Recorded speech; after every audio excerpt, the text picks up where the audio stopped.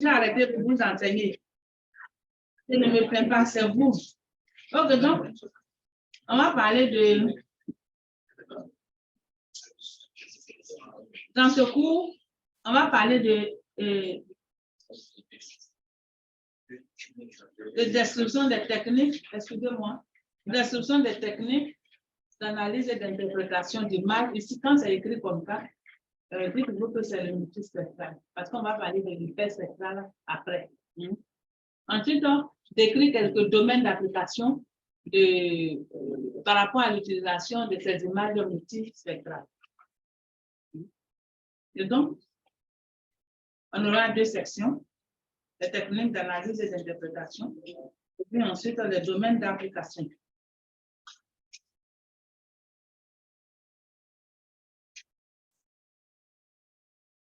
Et donc, comme je le disais tout à l'heure, lorsqu'on a fini d'acquérir les images, il faut qu'on les traite.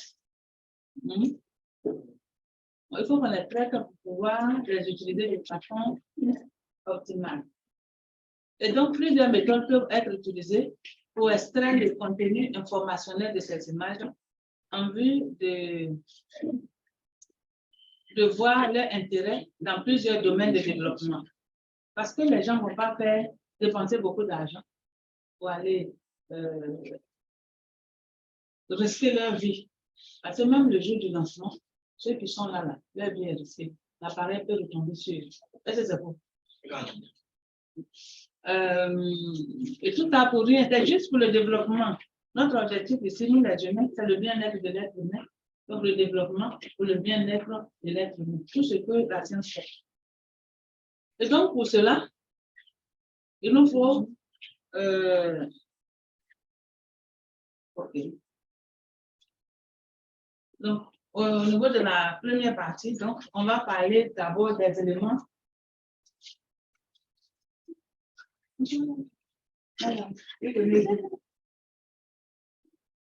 À partir de maintenant, il n'est véritable, vous ne rentrez pas. Hein? Un petit déchet avec une personne de faire.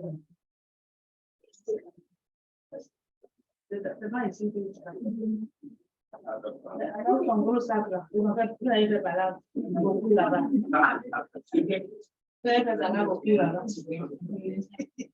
Ok, donc on continue.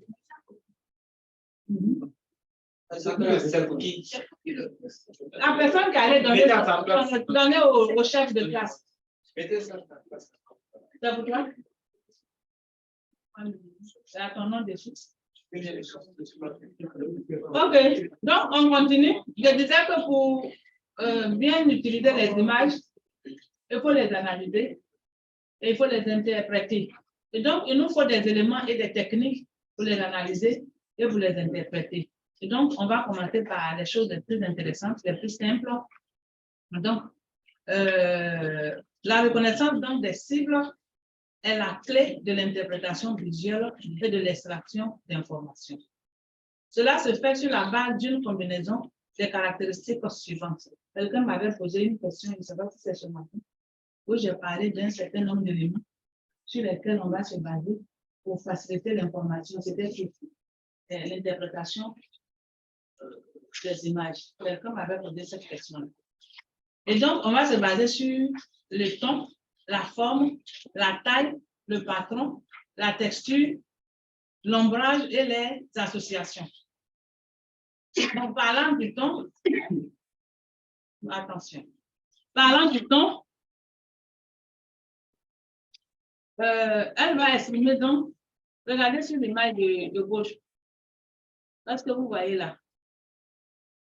Hein? Vous pouvez parler, vous connaissez le niveau de gris maintenant, et donc vous pouvez parler en termes de niveau de gris.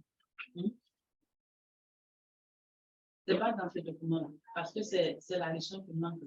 C'est maintenant que vous pouvez va déposer la partie.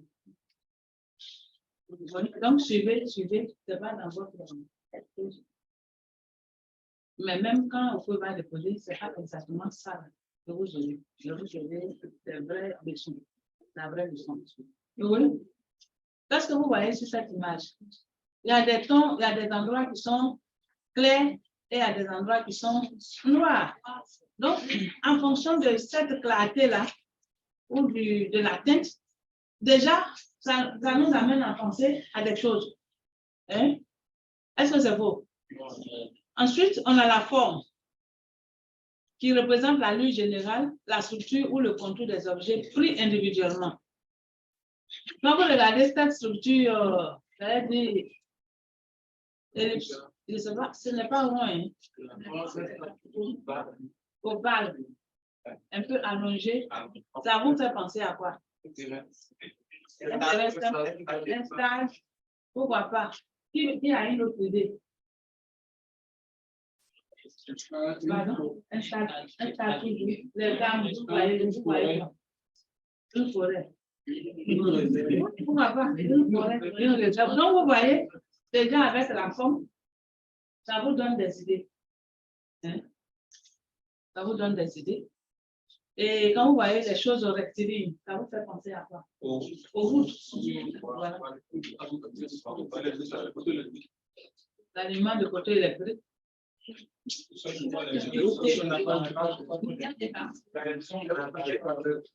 Mais, oui, pourquoi pas? Pourquoi pas? Lui, c'est l'idée qu'il a eue. L'autre a pensé au route, lui, il a pensé aux lignes de haute tension. Voilà. Ensuite, on continue. Il y a la taille. Hein? C'est cette image-là, l'image de gauche, hein, qui est en fonction de l'échelle. Vous voyez ce que vous voyez là, vous fait penser à quoi? On a comme des maisons. Oui. Oui, une zone urbaine, oui, ça c'est bien dit.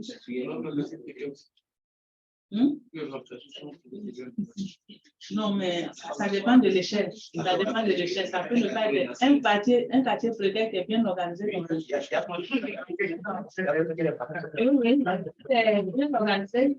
Ça, c'est que c'est un quartier précaire où tout le monde va aller vivre. Voilà. Ça va penser aussi ici, là, je ne sais pas, c'est une société assez particulière. Un stade aussi. C'est un stade.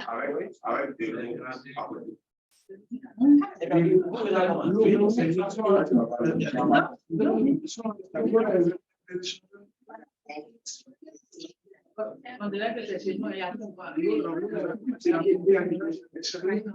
Donc, vous voyez que c'est la taille. Il y a des éléments qui sont plus petits, il y a des éléments qui sont de grande taille et qui déjà nous amènent à penser à des choses. Ensuite, on a le patron qui réfère à l'agencement spatial des objets visiblement discernables.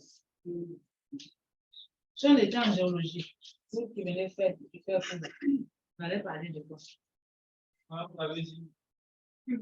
Toi, mais tu viens. Tu es là et tu ne suis pas. Et puis, je me pose encore la question. Je vais demander, pour vous qui êtes géologue, que vous ne venez pas à l'école ici. Quelque chose qui réfère à l'agencement spatial des objets. Quand on est en géologie, on parle de quoi? Ça représente quoi? Ça représente quoi? Tu es géologue. Je sais que tu peux le faire, mais je viens de le faire. Qui a beaucoup de choses? Vous devez le faire. Donc, moi, je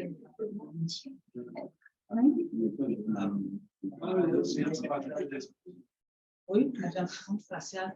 En géologie, peut-être on va dire objet. C'est la structure.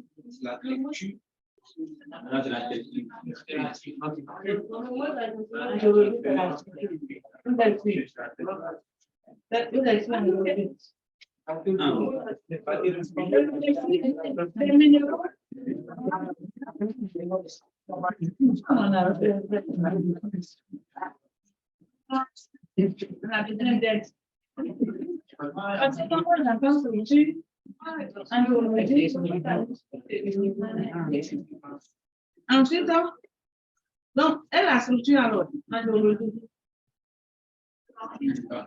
Même la petite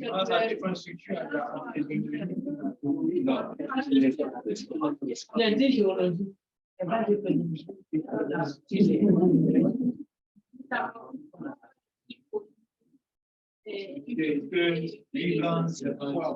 non, non, c'est ça. C'est ce que je voulais entendre là. Mais il y a autre chose encore. Il y a même les pages. On parle de structural. Bon, mais de juste, comme ils viennent pas au cours. C'est juste pour voir.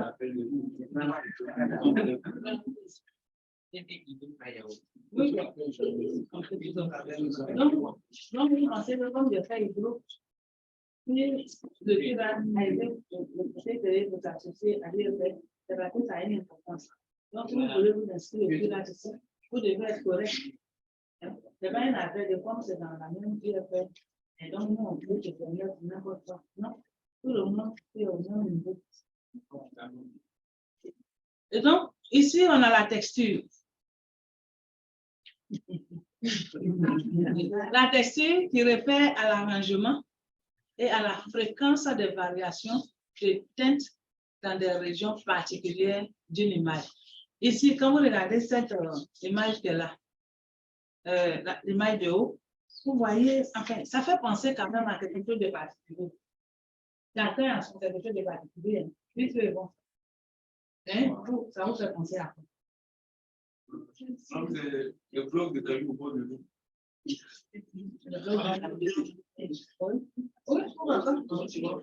on peut dire en rouge.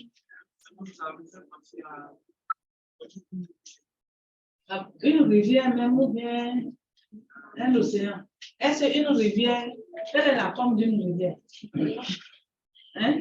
Une rivière est dans un lit. Est-ce que là, ce qui est là, ça vous fait penser à quoi? À une quoi? À une plage. Ah, hein? Ce qui est gris, le gris clair. Maintenant, le gris avec des foncés là, ça peut être des végétaux. Des animaux.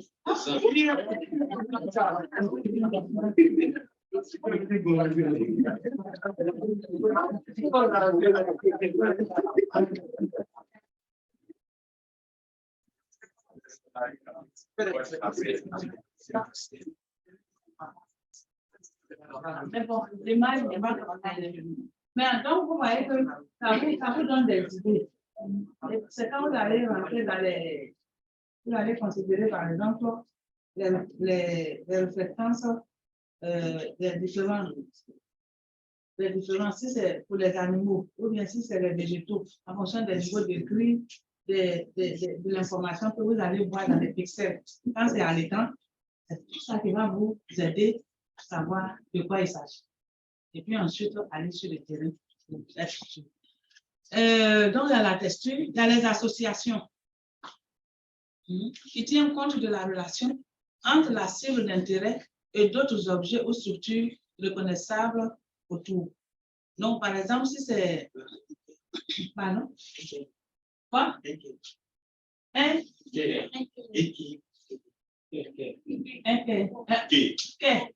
Ok, par exemple, au port. Voilà. Au port, oui, pourquoi pas? Ça fait penser à ça. Oui, avec des bateaux même qui sont dedans un peu là. C'est possible, voilà. Hein? Ensuite, voilà, la baie de crocodile. Mais généralement, au niveau des ports, là, il y a des baies qui sont utilisées. Donc, ces idées vont dans le même sens à peu près. Maintenant, ici, au niveau de l'ombre. L'ombre, oui. Oui, c'est une zone urbaine avec des immeubles. Et à ce niveau, ce qui rend aussi le milieu urbain difficile en matière d'interprétation du monde. Ça, c'est un des exemples. L'ombre. Parce que quand tu es au niveau des images graphiques, quand le soleil se déplace, par exemple, à 7 heures, il y a encore le soleil.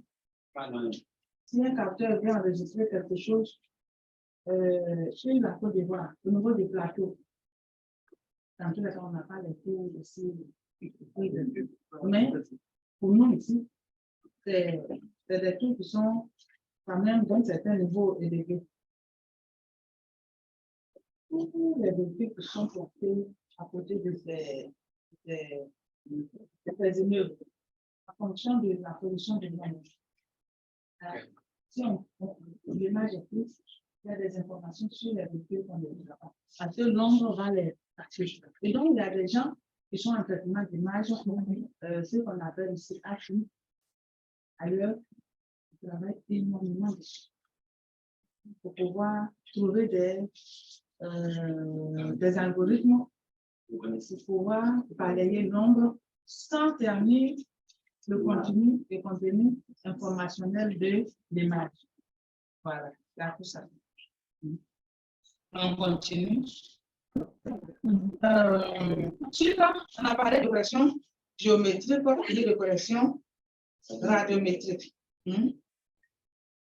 Donc, la correction radiométrique, d'abord, ce sont des opérations de pré-traitement qui sont requises avant l'analyse principale. Avant l'analyse principale de l'image, il faut faire les corrections géométriques et radiométriques. Et la correction donc radiométrique est faite à cause des irrégularités du capteur, des bruits dus au capteur ou à l'atmosphère, de la conversion des données, afin qu'elles puissent représenter précisément le rayonnement réfléchi ou émis, mesuré par le capteur. Ensuite, les corrections géométriques, ce sont des corrections qui vont nous permettre de redresser, j'allais dire, redresser l'image qui est déformée. Voilà. Après, donc, pour travailler de sorte à faire disparaître toutes sortes de distorsions géométriques qui sont liées à la variation de la géométrie capteur terre et la transformation donc des données en vraies coordonnées sur la surface de la Terre. Donc, vous voyez qu'il y a eu déjà la modélisation géométrique, il y a eu la modélisation radiométrique. Mais quand l'image arrive à notre niveau, comme je vous l'ai dit, au moment de la prise, on ne sait pas ce qui s'est passé. Donc, il faut encore faire des traitements, des pré-traitements. Et donc, ces corrections géométriques et radiométriques sont dans les pré-traitements. Et donc, au niveau de la correction géométrique, son rôle est de compenser les distorsions de l'image afin que la représentation géométrique de celle-ci soit aussi proche que possible de la réalité. Le processus donc de correction géométrique consiste à identifier des coordonnées de l'image, ligne-colonne, de plusieurs points clairement distincts, appelés grands contrôle-points, sur l'image à corriger et à les associer, à les assortir à leur véritable position en coordonnées au sol X, Y. Les vraies coordonnées au sol sont habituellement mesurées à partir d'une carte, soit sur un papier ou en format numérique, et ceci est une correction donc de type image à carte.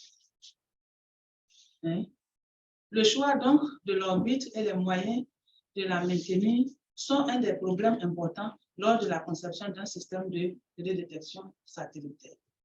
Oui, qui voulait poser une question, il peut voir une main comme ça. Est-ce que tout le monde arrive à monsieur juste là? Qui peut m'expliquer donc la correction de l'orbite? Qui a déjà fait? Parce qu'il y a des gens qui ont déjà fait simplement des études, quelqu'un a déjà fait une correction géométrique. Donc, la correction géométrique ici, au niveau de A. Alors, bonsoir, madame. Bonsoir, c'est monsieur. Oui, Sani, j'aimerais poser une question. Monsieur qui? Monsieur Sani. Excusez-moi, monsieur Sani. Allô, papa. Oui, oui. Ah, voilà, qui est à la maison. Ah, ok, bon appétit. Donc, À tout à l'heure. Des choses. Ok. Ok, Dieu merci. Gloire à Dieu. Ok. Ok. C'est bon. Non, non, je suis au courant. Ok, à tout à l'heure. Ok. Merci pour merci. Excusez-moi. Il y avait un collègue qui était à l'hôpital qui vient de sortir. Donc, comme vous savez, oui, monsieur. Monsieur Sani. Oui. J'aimerais demander si le géoréférencement qu'on fait sur une image, est-ce qu'on peut qualifier ça d'une correction géométrique? Le géoréférencement.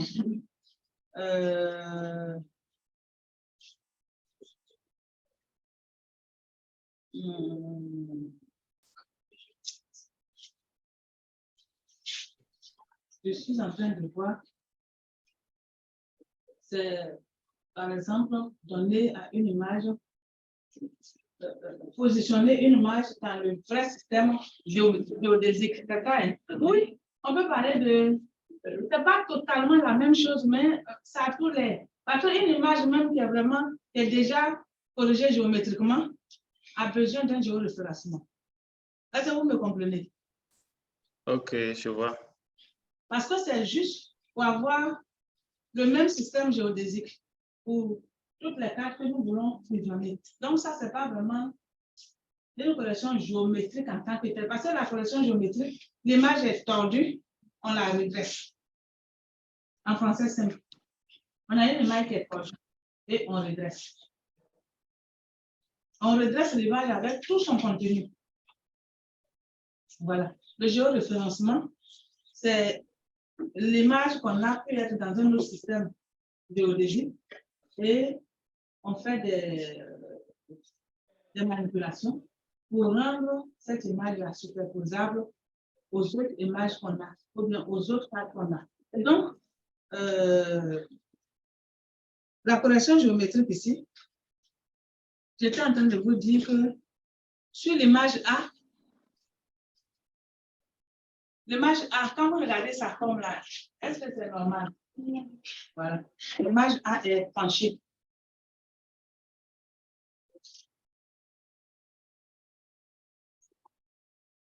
L'image A est tordue. Hein? L'image A est tordue. Et donc, nous, on veut redresser l'image A. Alors, comment est-ce qu'on va faire?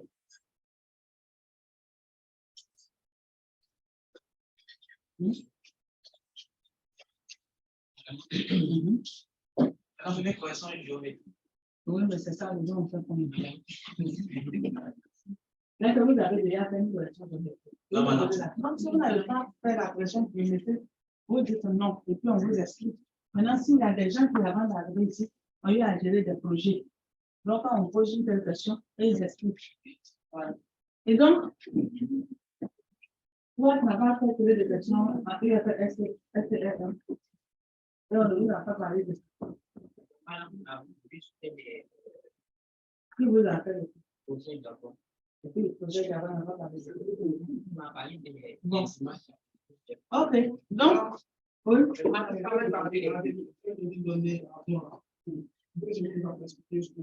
Non, on ne va pas faire tout le temps. Je vais expliquer. Et puis, si vous ne comprenez pas avec les questions. Voilà. Et donc, on prend une image qui est tordue. Cette image qui est tordue, on voit des points A1, A3, A1, A2, A3 et A4. Ces points-là ne sont pas choisis au hasard. Supposons que ce soit la ville d'Abidjan. On a voulu faire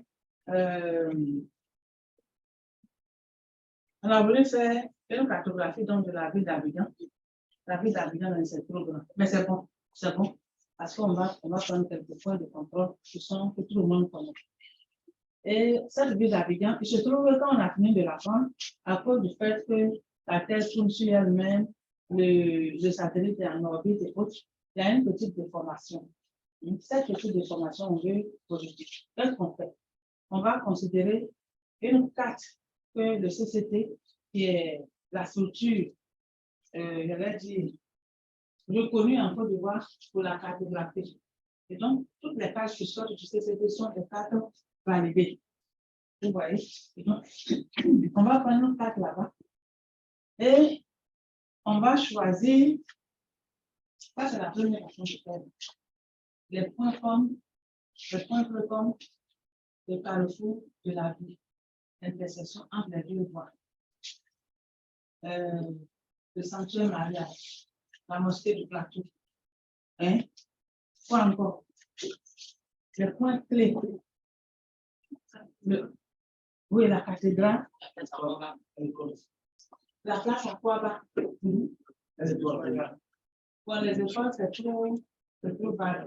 Là où on peut prendre, même au campus ici, on peut prendre un point, le masque de l'université. Vous voyez? Donc, on va prendre sur cette carte-là, on va relever les vraies coordonnées de ces points-là. Et on va venir dans notre logiciel pour dire au logiciel, le point A1, voici ses vraies coordonnées. Le point A2, voici ses vraies coordonnées. Et le point A3 et A4, voici les vraies coordonnées. Là, on est parti d'une carte pour faire ce travail. Et ensuite, on va demander à la machine de faire la correction. Mais la correction qui va se faire, il y aura une procédure de rééchantillonnage de l'image qui va se faire. Et donc, en un clic, vous demandez à la machine, et puis la machine fait ce travail-là, et puis la machine vous donne la nouvelle image, qui est une image corrigée. Vous pouvez aussi aller sur le terrain vous-même avec un GPS qui est performant, monter ou aller jusqu'à là où se trouve le toit de la mosquée de plateau, si c'est permis que vous puissiez entrer jusque là-bas, ou au niveau de la cathédrale, si c'est permis aussi au niveau de ces zones. Ok. Donc, on va bien de choses dans la. Et donc, vous allez avec votre DPL très performant et vous relevez X, Y, Z. X, Y, Z. Bon, le Z n'est pas trop important ici, mais quand même, il faut le prendre. Et vous revenez, et vous dites à la machine, voici les vraies coordonnées que moi, j'ai relevées sur le terrain. Ce n'est pas moi, en tant qu'individu, mais la machine là, la précision est de peut-être de 0,005 mètres. C'est un exemple que je prends. Et donc, vous dites à la machine que voici ces vraies coordonnées, les vraies coordonnées de ce point, et vous demandez à la machine donc de redresser l'image. Ou bien, vous pouvez aller d'image à image.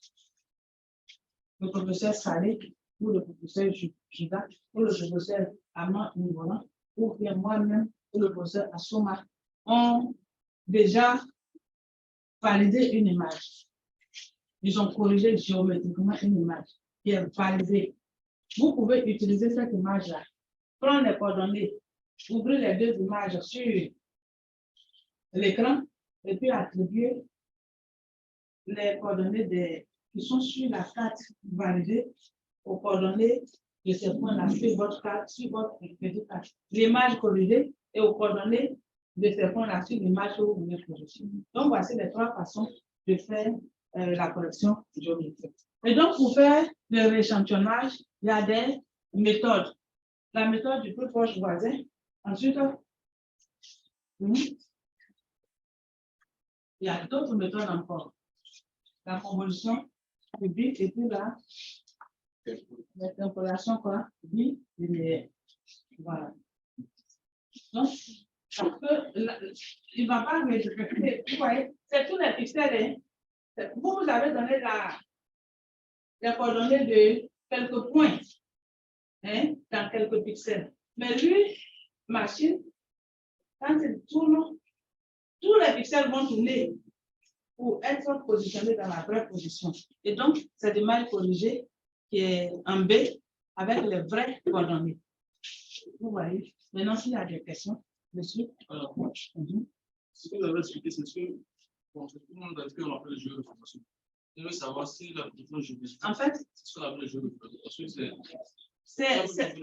Non, je veux dire qu'on peut parler de géoréférencement, mais il y a aussi des cas où on a des cartes qui sont géoréférencées, qui sont corrigées géométriquement. On vient et puis on leur change. Peut-être que c'est juste un changement de système géodésique. Mais on peut dire que c'est la même chose. On peut dire que c'est la même chose. Parce que les mots changent, mais en termes de durée d'élection, on va parler de correction géométrique, géoréférencement. Ça peut être la même chose. C'est la même chose. Mais ce que je veux vous faire savoir, c'est que souvent, on peut recevoir des cartes qu'on dit avoir corrigées géométriquement. Et puis quand on ouvre les deux dans la même, comment je vais dire ça? Dans la même vue, les deux, l'autre se trouve à gauche, l'autre se trouve à droite. Et donc, en ce moment-là, on va voir, on va faire un certain nombre de traitements. Changer, par exemple, vérifier les systèmes géodésiques, tout ça, pour que les deux puissent être superposés. C'est pour ça que j'ai un peu hésité avant de dire que c'est ça, c'est pas ça. Voilà, c'est cette partie-là qui a mis un peu de choses, un peu de confusion. Oui, je vais faire au cours. Allô. Après, elle est sortie. Il est sorti, d'aller à la maison. Oui. Ok, donc, à tout à l'heure, je vous.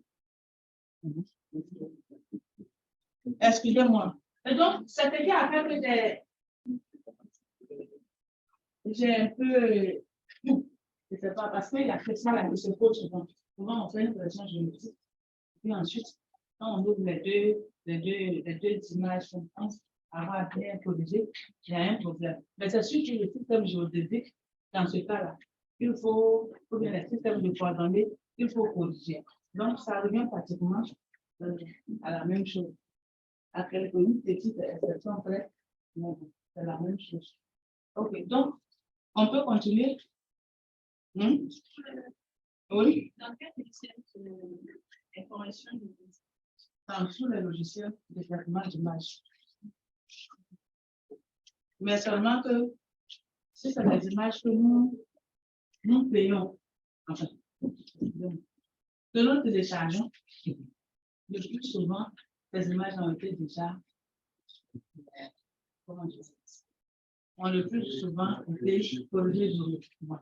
Donc, en fait, voilà, j'arrive à ce point important là, par rapport à cette question dont on a parlé. Par exemple, lorsqu'on veut faire un site, on a une image de télédétection. Le plus souvent, à partir de cette image de télédétection, on va prendre l'information que nous intéresse. Si c'est les fractures, si c'est l'occupation du sol, si c'est l'utilisation du sol, si c'est les routes. Et on veut combiner l'information qui vient de cette image à d'autres informations. Et c'est pour ça que le géoréférencement ou la géoréférenciation, ces images, ces autres données qui ne sont pas des images satellitaires. Ils ne sont pas des images satellitaires, mais on doit les repositionner dans le même système géodésique. Et le plus souvent, c'est là-bas que le mot géoréférencement, géoréférenciation va être beaucoup utilisé. Parce qu'on prend par exemple des données sur le vivrier. Et ces données sur le vivrier, comment je vais dire ça? On doit les rendre sous forme de cartes, de façon à ce qu'on puisse les combiner ou les combiner, pas superposer même. Superposer d'abord, mais l'objectif du site, c'est de combiner et de les combiner. Mais ces images-là, qui viennent du degré, on ne vient pas les corriger géométriquement, mais on leur fait une géoréférenciation, un géoréférencement pour qu'ils soient superposables aux données qui sont issues des images satellitaires. Et donc, c'est ça qui crée la confusion. C'est voilà. Moi, nous avons peut-être réalisé 4 pédagogies par exemple. On parle de l'animation sur le terrain, le sol, tout ça. Nous avons 4 pédagogies qui a été cherchées par le CCP. Maintenant, on prend la carte en image peut-être sur le net, et puis on doit reprendre le produit. Puis il y a d'autres informations qu'on met sur la carte, mais que je ne peux pas sur la carte. Maintenant, si on prend la carte, que la carte est en format image, on ne peut pas du coup. Mais c'est de ça que je parle. Mais cette carte-là, que tu vas venir intégrer, tu ne fais pas une correction géométrique. Tu fais un géoréférencement. Est-ce que tu comprends ce que je dis? Parce que ça, ce n'est pas une image de télédétection qui est tordue qu'on veut redresser. C'est différent. On parle de la même chose en fait. Dans ce cas-là, on fait un géoréférencement pour rendre la chose superposable. Mais la correction d'image là, parce que le truc n'est pas tordu, hein. Lui n'est pas tordu, mais seulement que en termes de base, comment on dit, base géodésique, il faut qu'on le rende uniforme aux autres. Mais l'image de télédétection brute, lui, il est tordu et on veut le redresser. Donc, il y a nuance en fait. Voilà. Donc, non, c'est pas.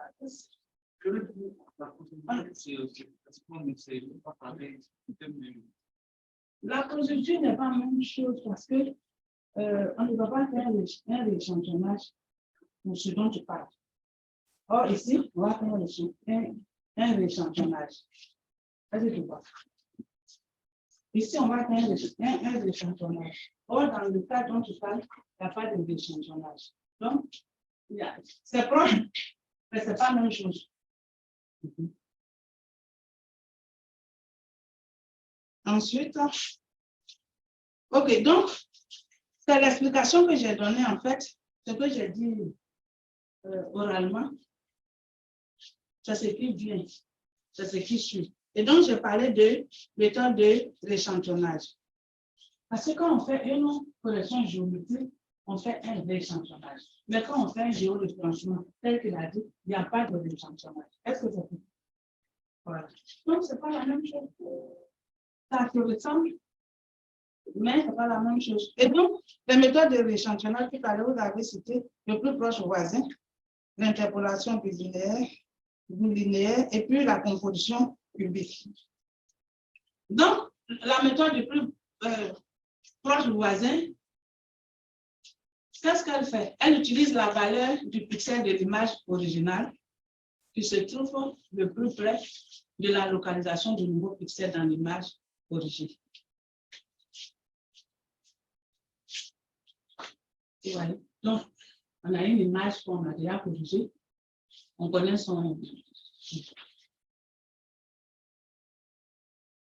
la valeur du pixel. Donc, on va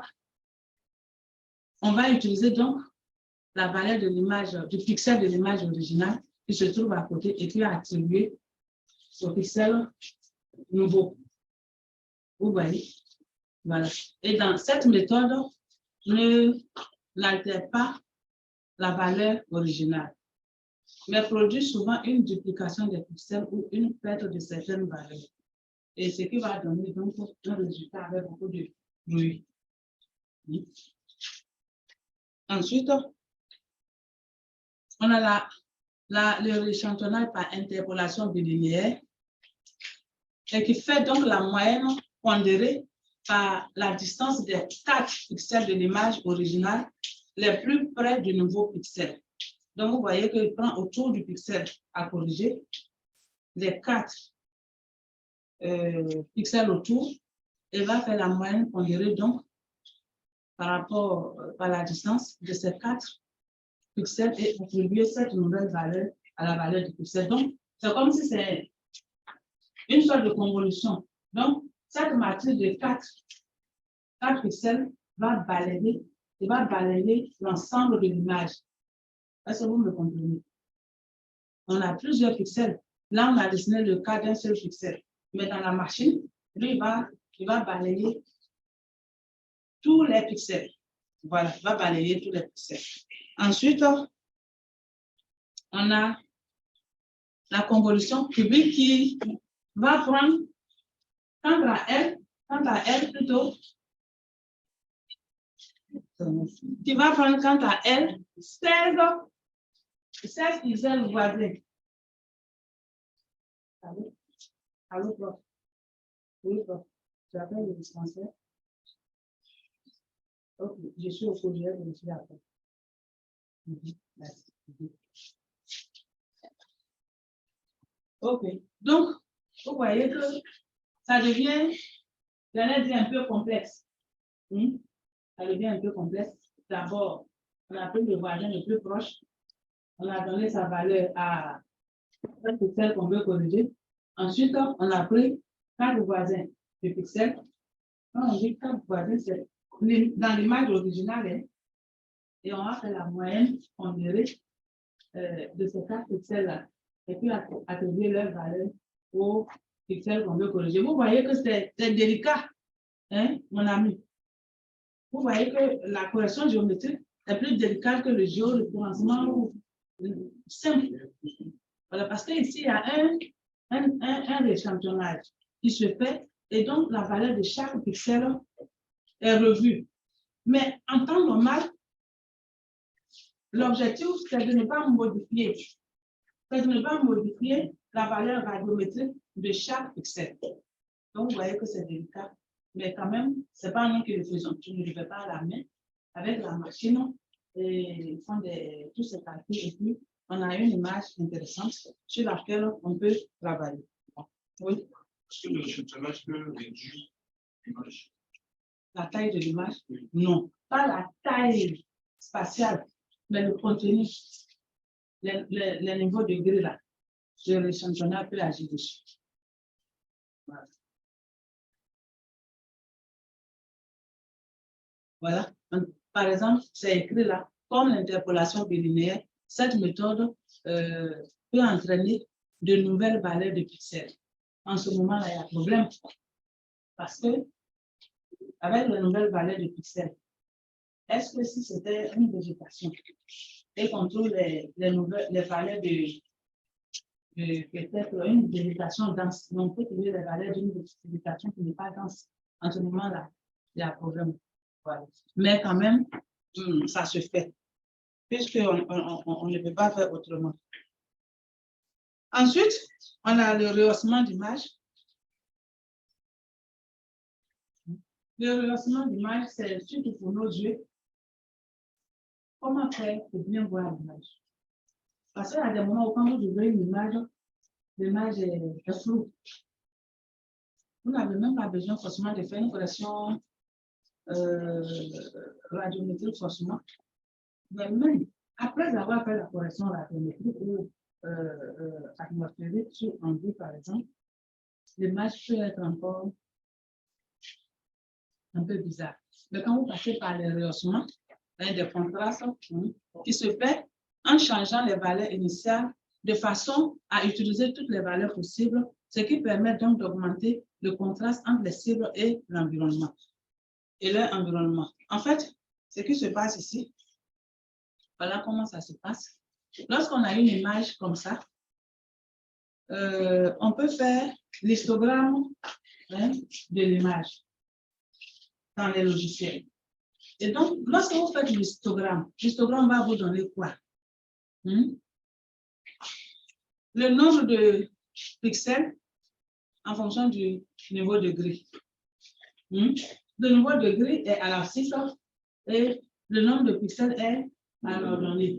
Et donc, vous voyez que chaque histogramme qui est ici représente le nombre, quand vous prenez à côté de 0, ou à 0 même, à 0, les pixels, le nombre de tous les pixels dans l'image ont la valeur 0. Est-ce que vous comprenez? Ensuite, au fur et à mesure qu'on avance, on va voir ici sur cette image, on se rend compte qu'il y a beaucoup de pixels qui ont des valeurs qui vont jusqu'à, je ne vois pas bien, mais en allant vers 255, on voit que le nombre de pixels diminue. Hein? Vous me suivez? Le nombre de pixels diminue. Et donc, on se dit, mais l'essentiel de l'information, donc, est concentré où? Est concentré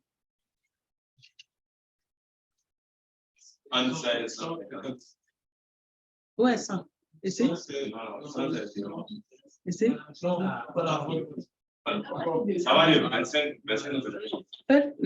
L'essentiel est concentré ici. Voilà, l'essentiel est concentré quelque part ici. Et donc, qu'est-ce qu'on va faire? On va décider donc de tirer l'histogramme, hein, de s'intéresser seulement aux pixels où il y a une concentration de pixels. Et donc, quand on va faire ce traitement, voilà ce qu'on va trouver. Et donc, certains ont dit 84, mais dans la réalité, c'est 75, mais dans la réalité, c'est 84, le point le plus proche de 0, et puis le point le plus élevé de 0, 153. Et donc, quand on va tirer cet histogramme pour ramener 84 à 0 et 153 à 255, vous allez voir que l'image va changer de... Vous voyez, il y a une différence entre ces deux images. Ici, c'est plus clair, mais on a appliqué juste un rehaussement linéaire. Au niveau du rehaussement, il y a plusieurs méthodes de rehaussement. À vous de, pendant que vous êtes en train de faire, vous touchez à quelques méthodes et en fonction du résultat que ça va vous donner, que vos yeux voient bien, c'est ce que vous allez retenir. Est-ce qu'on se comprend? C'est bon? Je vais avancer. Il va être fatigué. Je suis d'accord, mais... Vous qui êtes en ligne, est-ce qu'on peut avancer? Allô, madame? Oui? Bon, madame, ce rehaussement-là, c'est pas ce qu'on appelle communément le zoom. Non. Quand on a, par exemple, les images, on demande de zoomer, je ne sais pas si c'est ça ou pas. Ce n'est pas un zoom. Ça, c'est... Ah, d'accord. Parce qu'on agit sur l'histogramme de l'image. Ce n'est pas un zoom. On ne fait pas un zoom, on ne coupe pas, on ne fait pas un zoom directement dans l'image. On s'en va travailler sur l'histogramme. Donc, ça, c'est le rehaussement. Est-ce qu'on peut avancer? Est-ce qu'on peut avancer? Hein? Et donc, à côté du rehaussement, tout ça, on a parlé de pré-traitement, correction géométrique, correction radiométrique.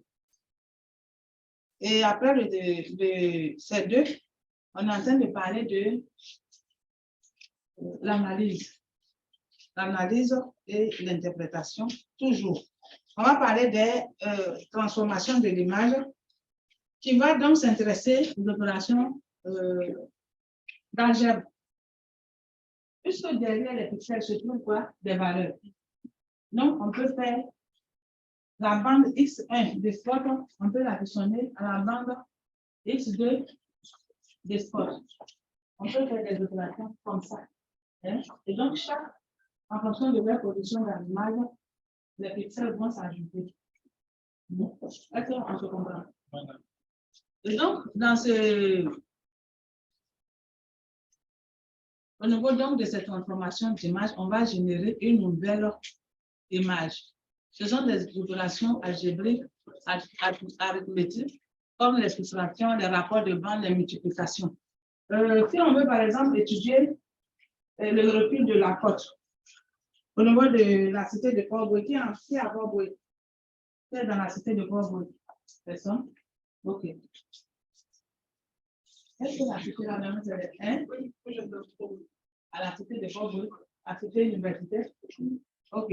Vous voyez la côte de Port-Boué, les traits de côte là. Si on veut Si on veut voir comment ce trait de côte a évolué, selon vous, qu'est-ce qu'on peut faire? Oui? Rappelez-moi votre nom.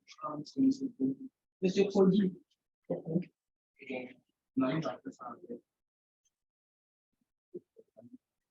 Avec les deux images, une qui datait de 1975 et une qui datait, c'était plus récent.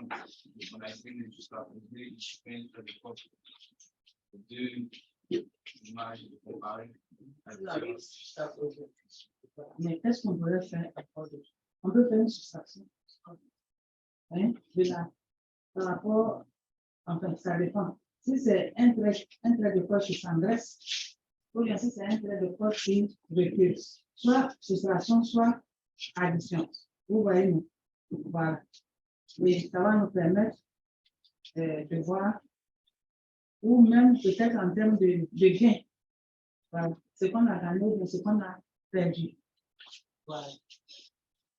Et donc, au niveau donc de cette transformation, quelque chose de très important qu'on utilise souvent, peut-être vous l'avez déjà, ceux qui ont déjà touché aux images, c'est l'indice de végétation par différence normalisée, on appelle le LDVI, le LDVI, et toutes ces variantes.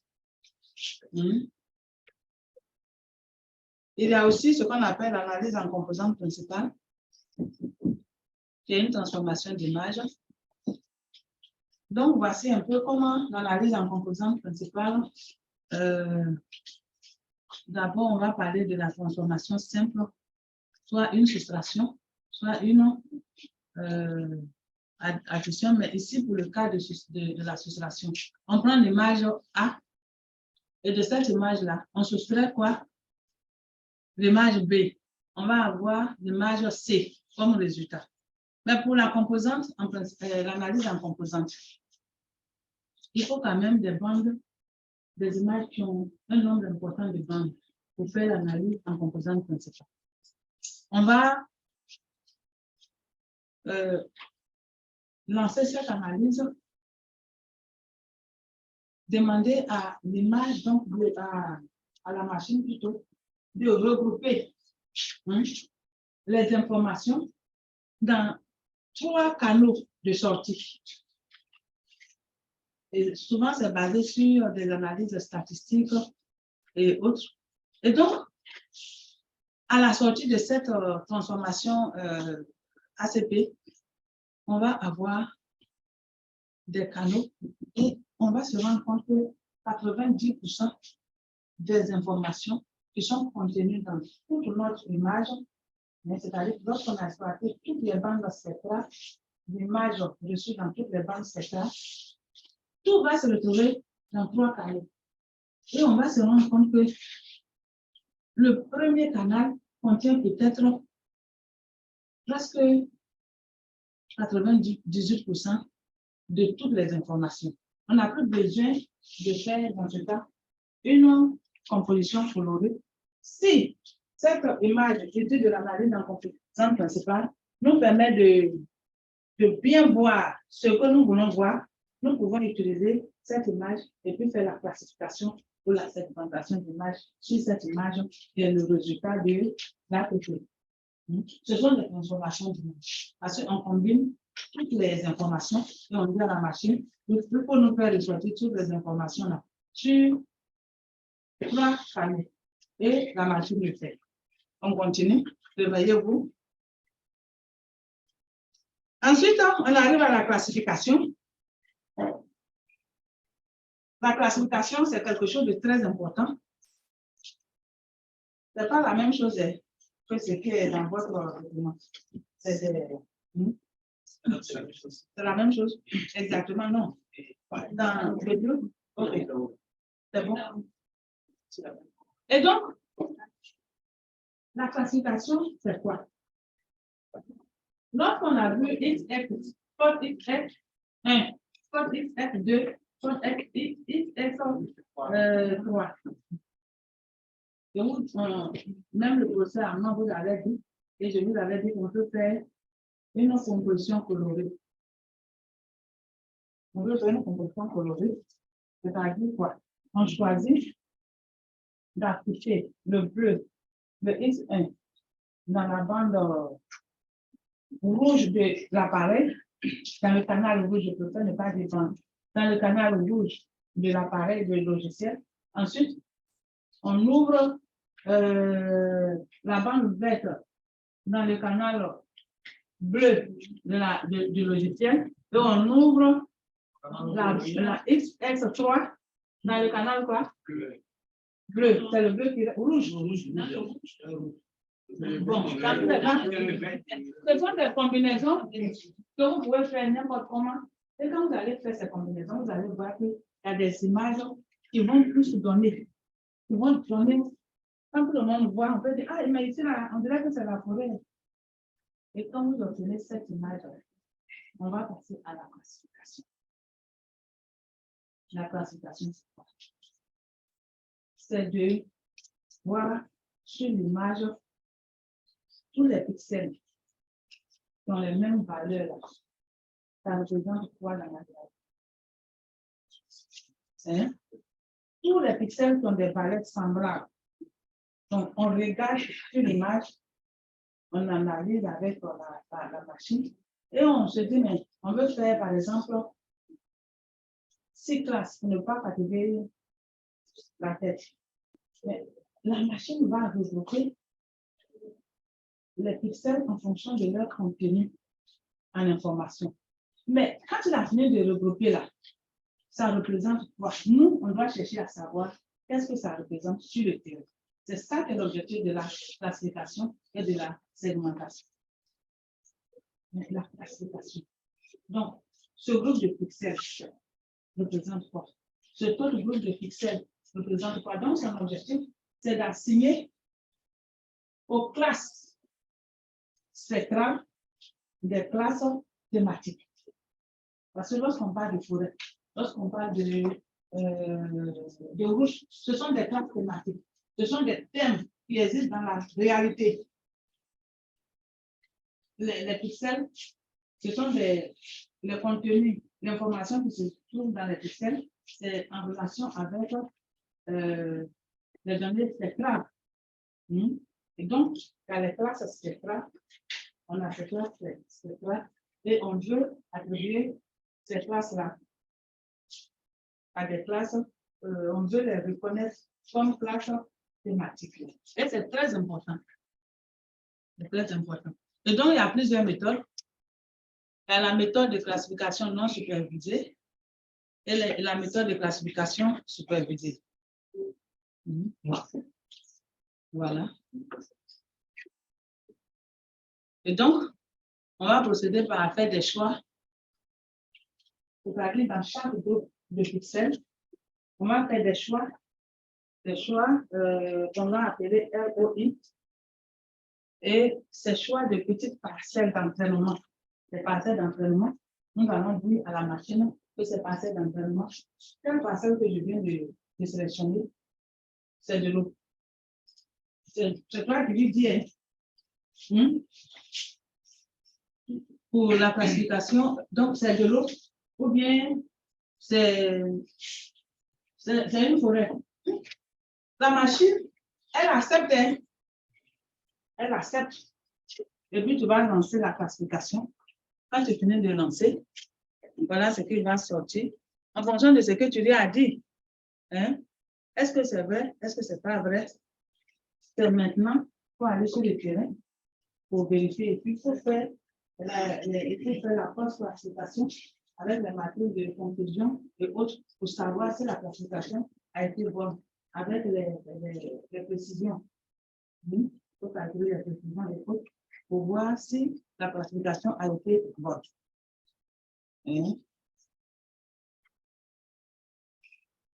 Voilà. Est-ce qu'il y a des questions jusque-là? Il n'y a pas de questions. Vous pouvez avancer. Oui, docteur. Une question. Oui.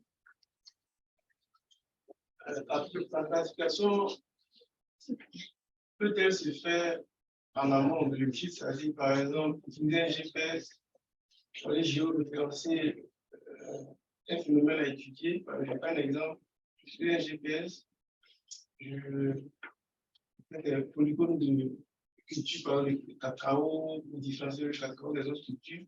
Et puis je réponds au laboratoire, j'utilise mes données dans le logiciel. Est-ce que je peux... Si tu peux les superposer sur la carte, sur l'image, non classifiée encore, et que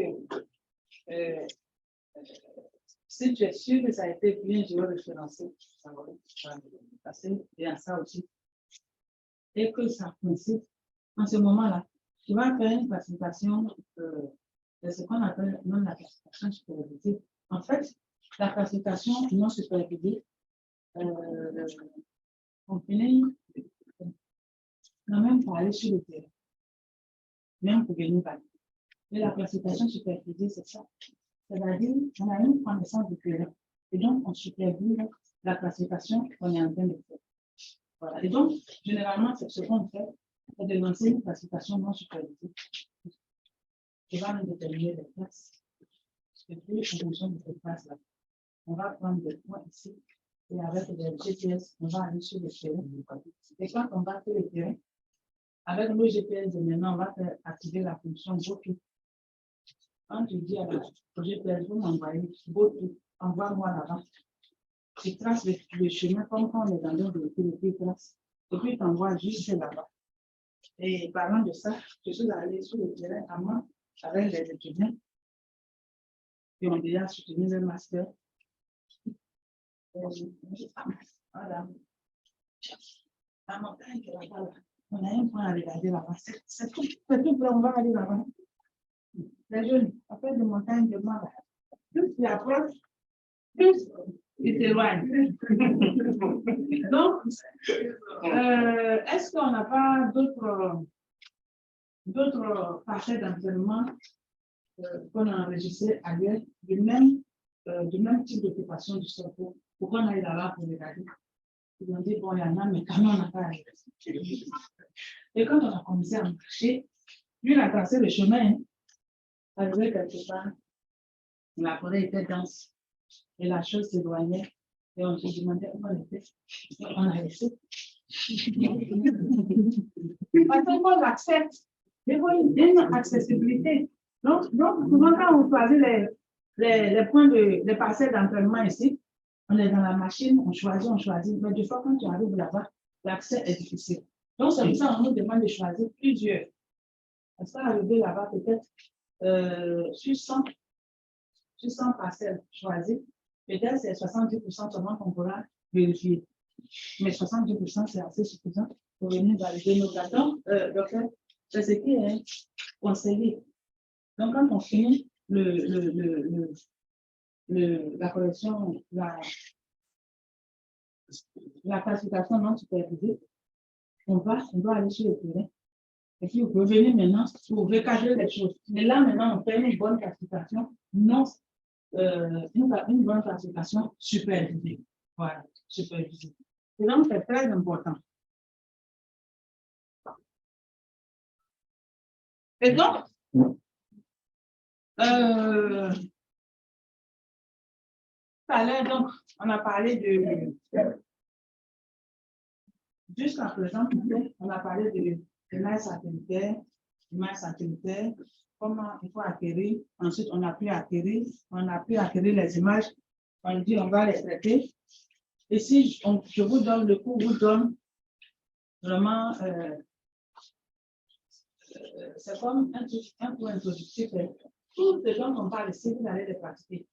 Peut-être c'est la correction juridique seulement. Comme on l'a dit, il n'y a pas de les choses qui se prêtent à ça. Mais les autres là, vous allez les faire. Vous allez faire des cours pratiques de traitement d'image, traitement, avec le procès Judas. Mais après le procès Judas, il y aura encore le professeur comme Asoma, comme le profil, celui qui est venu me voir ici et autres. Vous allez dire, vraiment, on est en train de devenir géomaticien. Voilà. de devenir expert de très haut niveau d'ailleurs. Et donc, quand on a fini de faire ces traitements-là, on a par exemple l'occupation du sol. C'est pourquoi on a fait l'occupation du sol.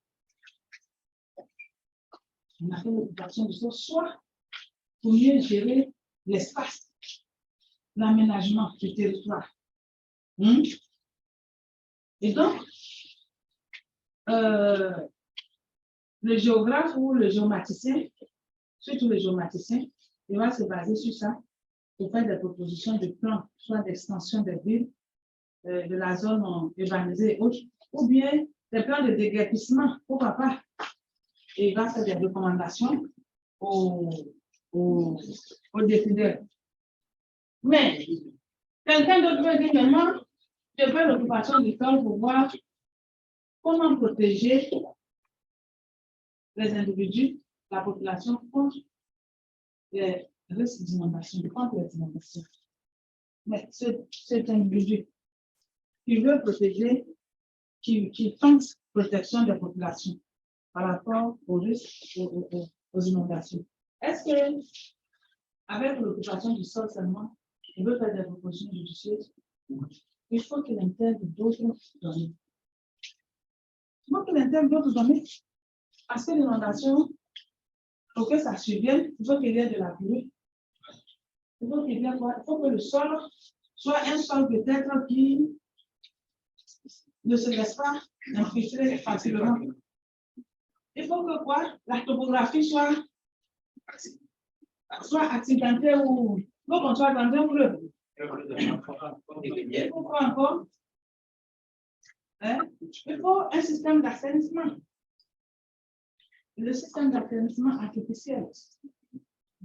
Voilà, drainage artificiel, mais le système même de drainage en termes de réseau hydrographique. Donc, toutes ces données-là, il faut intégrer les sols, il faut intégrer toutes ces choses-là. Donc, on va faire une combinaison. Tu vas donc, une combinaison de données, qui va inclure les données multitemporelles de plusieurs résolutions, de plusieurs capteurs, et même des données de plusieurs types. Et c'est en ce moment-là qu'on va parler de géoréférencement.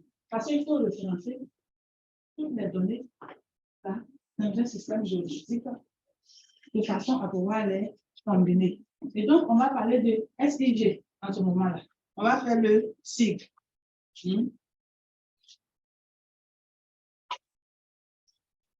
Voilà. Et donc, on peut faire des combinaisons multitemporelles, des images acquises à des heures différentes, heures ou années différentes, parce que bon, pour avoir des images acquises par heure, ça a un coût. Donc, généralement, on va prendre des années différentes. Et lorsqu'on va intégrer donc ces zones-là, ces images, ça va nous permettre de voir les différences, les changements.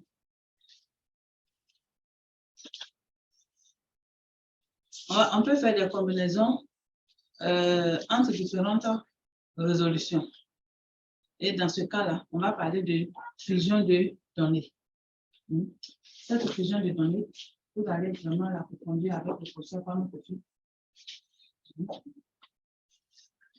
Et donc, l'intégration des données provenant de différents capteurs exige que les données soient géométriquement liées entre elles ou à des coordonnées géographiques communes.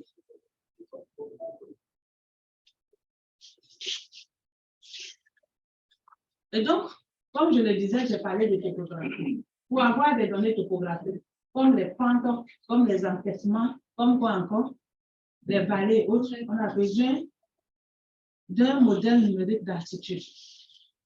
Il faut un MNA ou bien un MNT.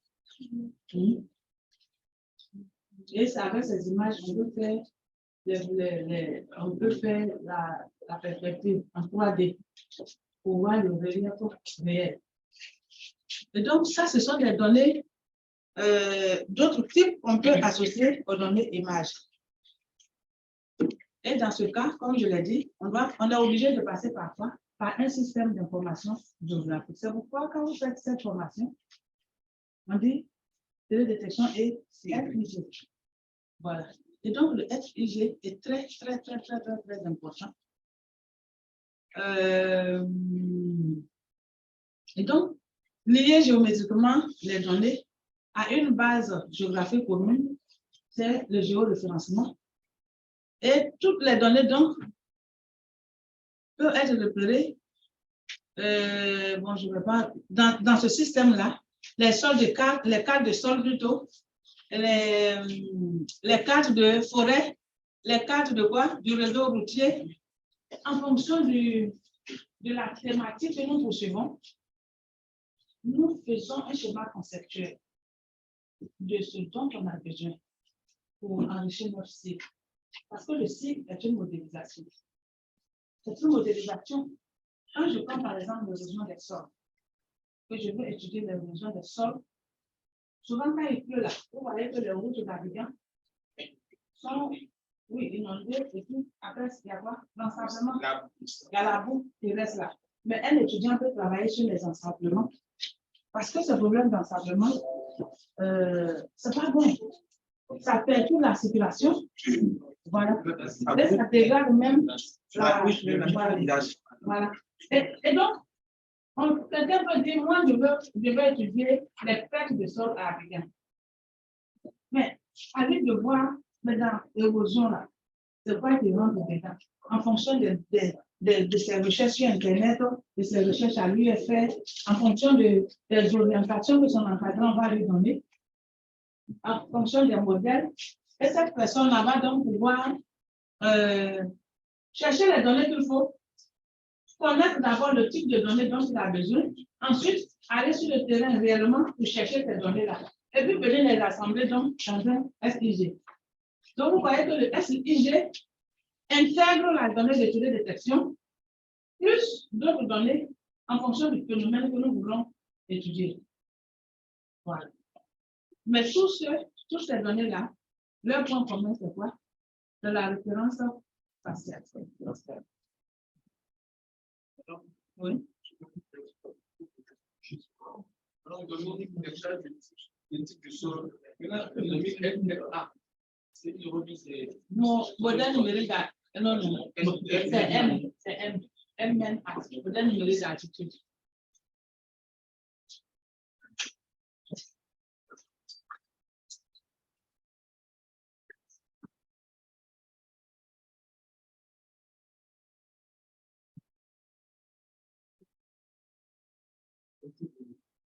Voilà. Et donc,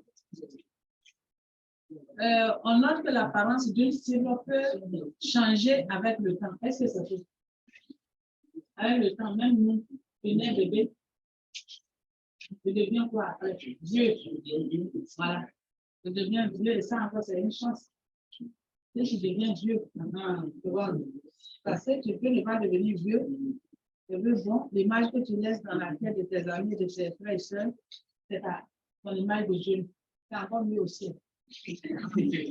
Mais bon. Et donc, pour plusieurs applications, le fait d'utiliser donc l'information en provenance de différentes sources de données garantit une identification correcte de la cible et une cueillette des données aussi précise que possible. Et donc on peut utiliser des données multispectrales, faire des compositions de couleurs, voilà. On arrive. Et donc, l'utilisation de plusieurs bandes spectrales vise à exploiter des vues différentes de la cible pour en faciliter l'identification. Et c'est la notion de composition colorée. Hein? La couleur dans l'objet est fonction de la façon dont il réfléchit la lumière dans les différentes longueurs d'onde du visible.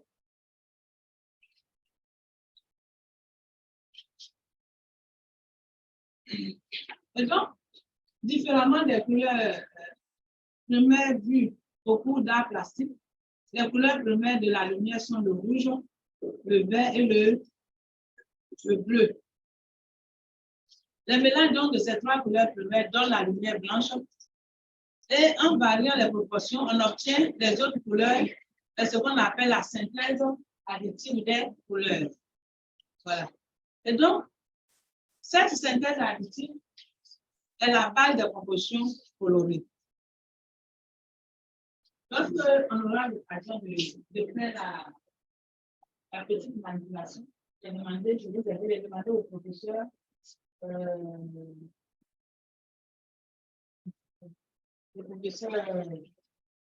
Armand, il nous donnait un peu de temps. On va le faire à son tour. Parce que celui qui doit faire cette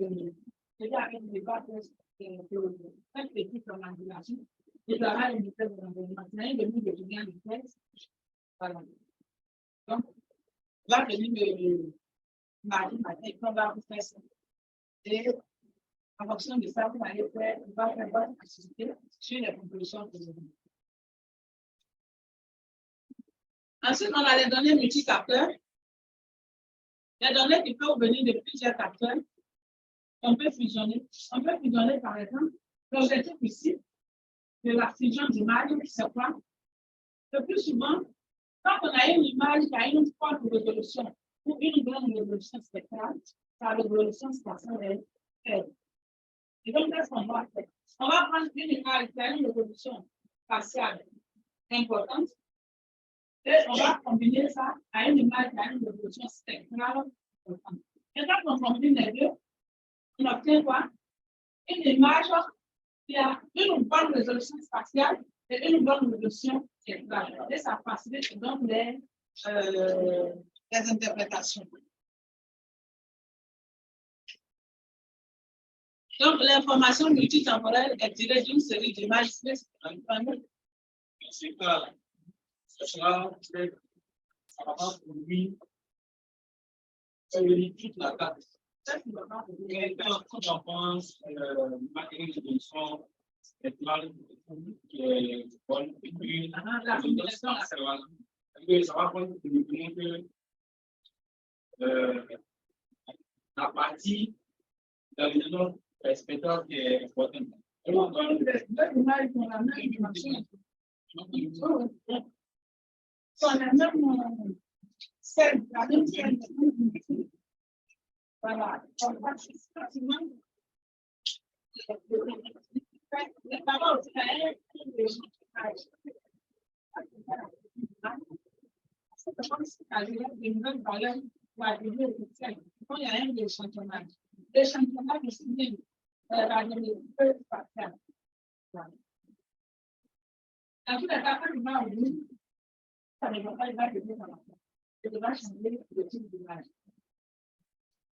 Donc, si vous voyez, ça c'est un travail qui a été fait ici par le professeur Bibi et qui a travaillé donc sur les forêts de Côte d'Ivoire, la dynamique végétale dans le parc de la Marawi, dans les environs de Boaké.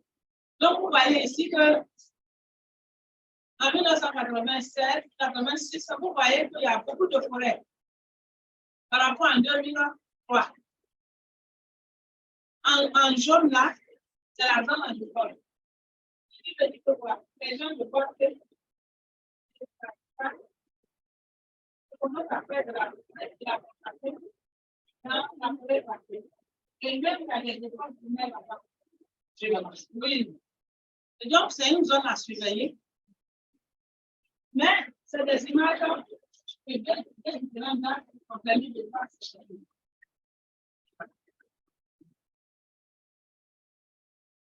Les applications, les domaines d'application. Le domaine d'application, vous voyez que là, on peut les appliquer un peu partout. Des choses.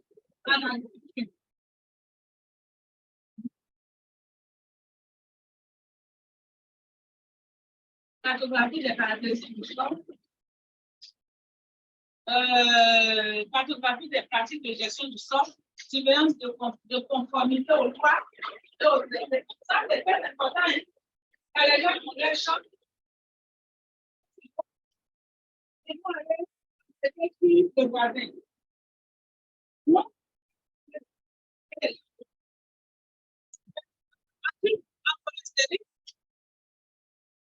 On peut les appliquer en foresterie, en géologie,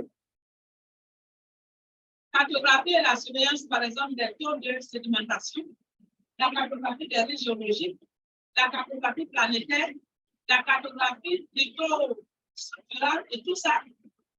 En hydrologie, la cartographie et la surveillance des marécages. On peut, par exemple, faire la surveillance et la cartographie des inondations. Il y a beaucoup de choses. Et ce n'est pas fini. Est-ce qu'il y a des corrections? Est-ce que ici, donc, est-ce que vous pouvez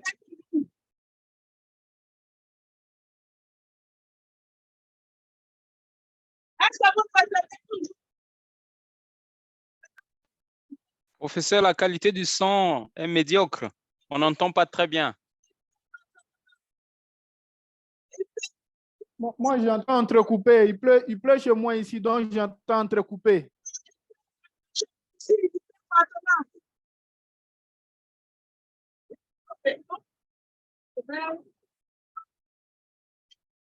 Avec